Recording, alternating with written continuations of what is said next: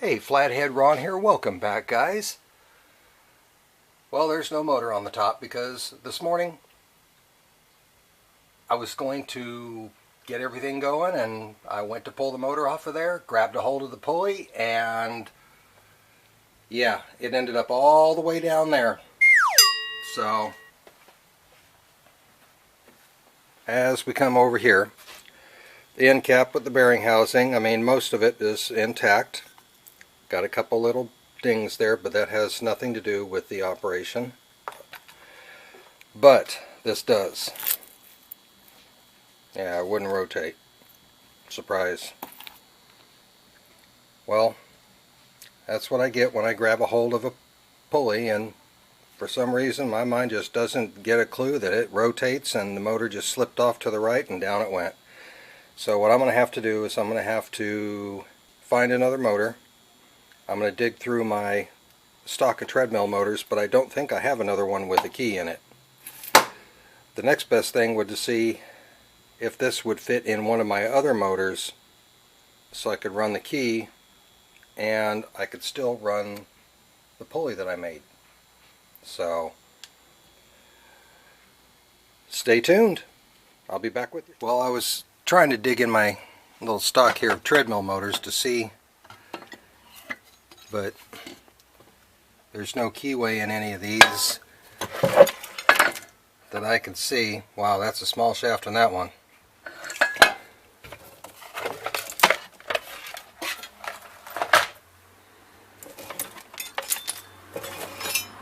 I just got them buried in here.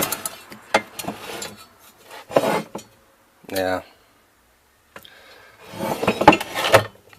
Well, it's either I try making one of these work or I try sourcing another Treadmill with a keyed shaft, and that's just kind of a hit and miss thing. We're going to get this done. I can't promise you when, but we'll get it done. I think I like the mounting flange on this one here. It's real similar to what I had.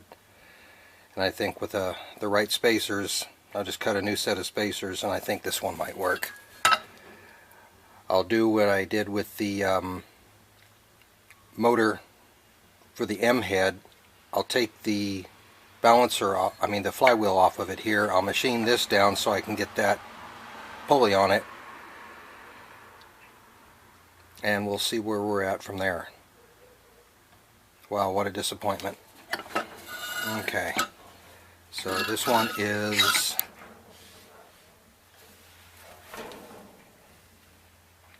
2.5 horse, 1.5 horse continuous duty, and my lights are shutting off on me. I'm going to have to switch those away from motion detector to manual because it's just not. There we go. Okay, so this is where we're at with Brown and Sharpport. Broken magnet. Try to get that other motor on there, and I'll try fitting it up and get back with you as soon as I can. Okay? Yeah, one of those things. I was just working. Now that's going to wash us out.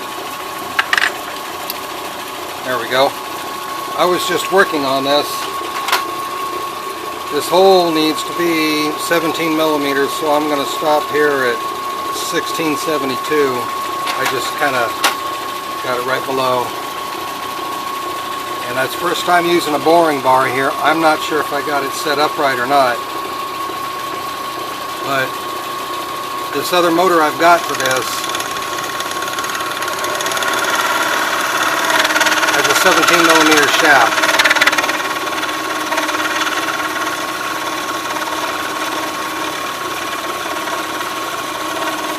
Cleaned up the pulley a little bit. It did have a flat spot on it.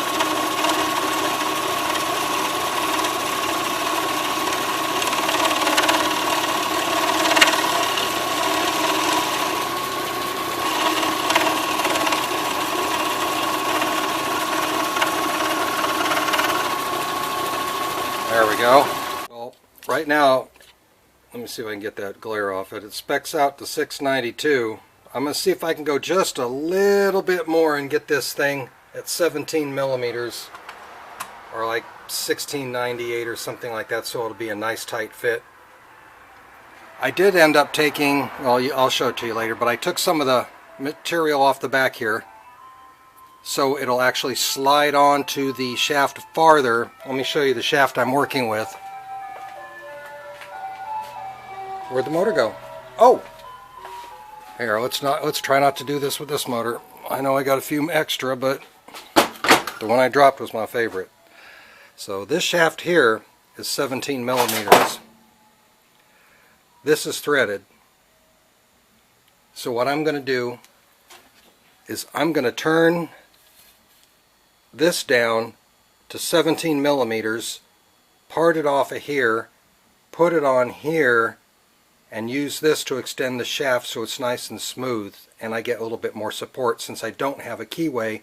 And I think I might drill and tap one more of those set screws in it. Even though it's not going to have a lot of torque, it's only going to power the motor. I mean, power the motor. Oh my God, Ronald. The motor's only going to power the table feed. Yeah, I went to go tram it out this morning and kind of stopped right there. Anyway, that's where we're at right now. I'll bring you back when I got a little bit more progress.